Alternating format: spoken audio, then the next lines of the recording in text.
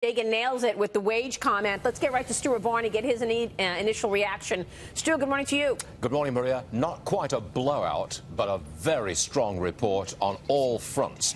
250,000 new jobs, that is very strong.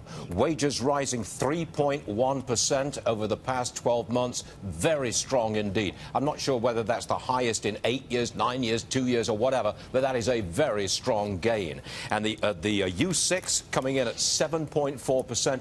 It just strikes me that this is a completely different employment picture than what we saw, say, 2 years ago. This is completely shifted. 250,000 new jobs this month or last month, an average of 210,000 this year.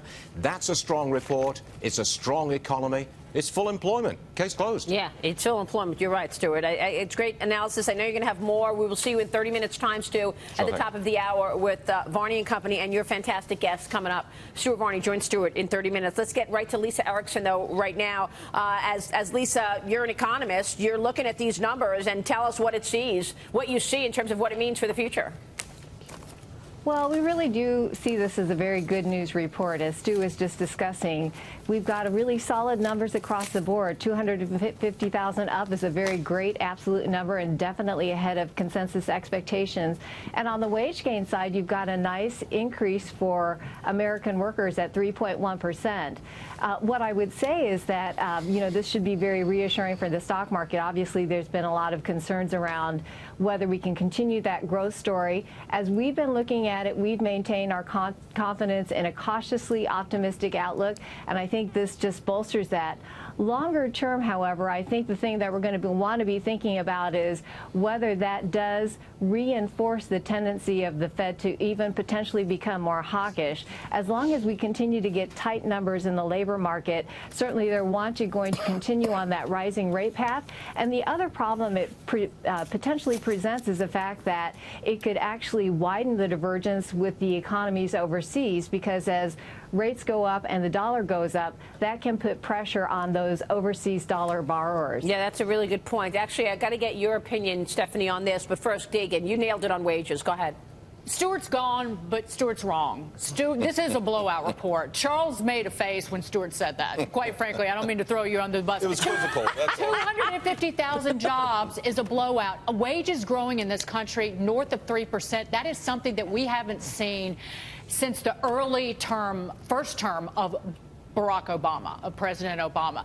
April of 2009. This is a blowout. The fact that you now have the 3-month average job growth outpacing the average for the last year shows an economy, to quote James Freeman, at a higher growth plan, a higher growth plateau. Yeah. This is awesome. Yeah, go ahead, James. Yeah, given how difficult it's been for firms to find new workers, 250K new jobs is big. And really, as we talk about the elections, Republicans make their closing argument. The president has delivered, at least to this point, what he promised. The manufacturing revival, the economic revival he promised in 2016 is well underway. 32,000 jobs added in manufacturing, 30,000 in construction. A lot of good news in this report. Yeah, but let's go bring us back down to earth, Stephanie, because look at the 30-year yield right now at 3.4%. Yeah. Look at the 10-year at 3.1%. What does this mean for the Federal Reserve? Exactly. I mean, I think Lisa's point is well taken, and that is, if anything, this keeps Powell on his track, or maybe more aggressive. And we have this on January 1, where QE ends basically globally. We've had still expanding central bank liquidity throughout this year, even as the Fed has been tightening its balance sheet. That ends next year alongside the sunset of the tax cut effect. And most importantly, and the Wall Street Journal has an article on this today, corporate interest expense is going to start to move up sharply because they have almost $1 trillion in debt, $780 billion in debt that rolls next year at these higher interest rates. That's going to be a real headwind to profits. Profits are the #1 input into employment growth. So I think this is a great report, no question about it. But is this as good as it gets past the old Milwaukee, guys, this is as good as it gets? Isn't that what John Hilsenrath wrote the other day in the Journal? What if this is as good as it gets? John, weigh in here. Well, you know, this report is solid from beginning to end. It's just great news across the labor market. The thing that I would point to that's especially encouraging in here is that the labor force participation rate picked up. What that suggests is that we're getting workers coming in from the sidelines because wages are picking up and there's so many job opportunities out there. You know, I wrote a story earlier this week saying that, you know, the private sector is expecting a slowdown. You don't see it in these numbers. It's a very good report. Yeah, but Charles, I mean, just what John just said. I mean, a 3.7% unemployment rate, 49-year low, as new people are coming in, shows confidence in the jobs market. This shows is an confidence amazing, in the economy. This is an amazing number. And, you know, we could talk about it two ways, Main Street and Wall Street. From Main Street's point of view, this is amazing. Participation up, wages are up, dirty fingernail jobs, good producing jobs, manufacturing, which we said would never come back to this country, keeps blowing them away. Even the composition of this. So you got 2,000 retail jobs, but instead people are getting jobs in transportation and warehouses. Amazon and those places are creating these fulfillment centers. They need vehicles. They pay more than retail.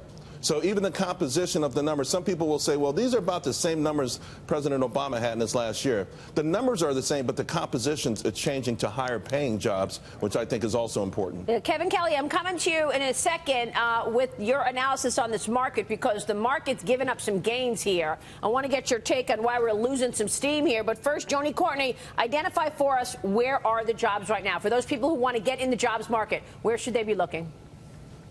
Yeah, Maria, it is such a strong jobs market. You know, there's 7.1 million openings across the United States, and they are both in blue-collar and white-collar opportunities. So you've got engineering, accounting and finance, healthcare is very strong, but we also have manufacturing and logistics, construction. There's so many opportunities in the market. So the best part about this report to me is definitely the labor participation rate. Seeing more people come back into the job market because wages are moving and there are opportunities. Overall, I mean, this is one of the best job reports we have seen in the last couple of years.